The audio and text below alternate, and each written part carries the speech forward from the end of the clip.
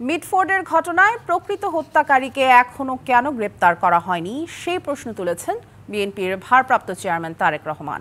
এছাড়া এই ঘটনায় সরকারের প্রচ্ছন্ন মদত আছে কিনা সে প্রশ্নও রাখেন তিনি। আরও বলেন, অন্যায়কারীরা কোনো দলের হতে পারে না।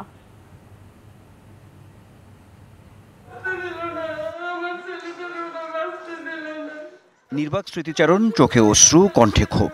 গুলশানের এ হোটেল রুম যেন মুহূর্তেই ফিরে যায় ২৪-এর উত্তাল জুলাই আগস্টের দিনগুলোতে। অভ্যুত্থানে ছাত্রদলের শহীদ ও আহতদের পরিবারের সাথে বিএনপির ভারপ্রাপ্ত চেয়ারম্যান তারেক রহমানের মতবিনিময়ের সময় অবতারণা হয় এমন দৃশ্যের। আলোচনায় অংশ নিয়ে নিহত ও আহত নেতাকর্মীদের স্বজনরা অভিযোগ করেন, দীর্ঘ সময় পেরিয়ে গেলেও এখনও অপরাধে জড়িতদের বিচারের মুখোমুখি করা হয়নি।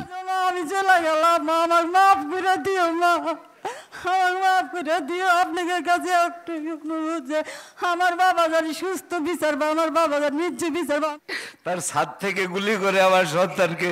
জুলাই শহীদদের পাশে দাঁড়াতে না পারা সরকারের চরম ব্যর্থতা উল্লেখ করে দ্রুত নির্বাচন দেওয়ার তাগিদ দেন বিএনপি মহাসচিব। নির্বাচন নেই বলেই আজকে দেশে যত আপনার এই ঘটনাগুলো ঘটছে, আইন শৃঙ্খলার অবনতি ঘটছে, দুর্নীতি বাড়ছে, দুর্বৃত্তরা সুযোগ নিচ্ছে, কারণ তাদের পেছনে সেই ধরনের জনসমর্থন নেই। কিন্তু একটা ইলেক্টেড গভর্নমেন্ট আসলে নিঃসন্দেহে সেটা অনেক শক্তিশালী গভর্নমেন্ট হবে। অনুষ্ঠানে লন্ডন থেকে ভার্চুয়ালি যুক্ত হয়ে বিএনপির ভারপ্রাপ্ত চেয়ারম্যান তারেক রহমান কথা বলেন ব্যবসায়ী সোহাগ হত্যাকাণ্ডের বিষয়ে। বলেন, জনগণের জানমালের নিরাপত্তা দিতে ব্যর্থ অন্তর্বর্তী সরকার।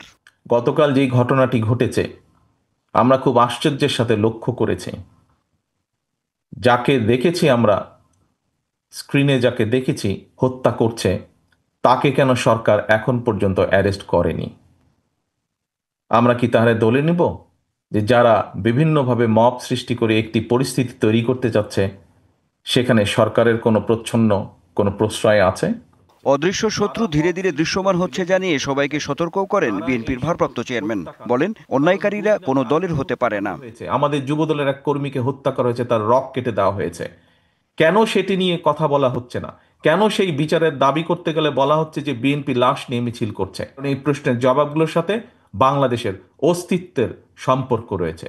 যেহেতু প্রশাসনের মধ্যে বিভিন্ন জায়গায় এখনো বিগত স্বৈরাচারের ভূত লুকিয়ে আছে, কাজেই সেই ভূত এবং বর্তমানে নতুন কোনো ভূত যদি থাকে, তারা কি ষড়যন্ত্র করছে সেই ষড়যন্ত্র সম্পর্কে সচেতন সবাইকে হতে হবে। নতুন নতুন ইস্যু তৈরি করে বিভ্রান্তি ছড়ানো হচ্ছে বলেও অভিযোগ করেন তারেক রহমান। নন ইস্যুকে ইস্যু তৈরি করে। নির্বাক স্মৃতিচারণ, চোখে অশ্রু, কণ্ঠে ক্ষোভ। Hossain, DBC news, Dhaka.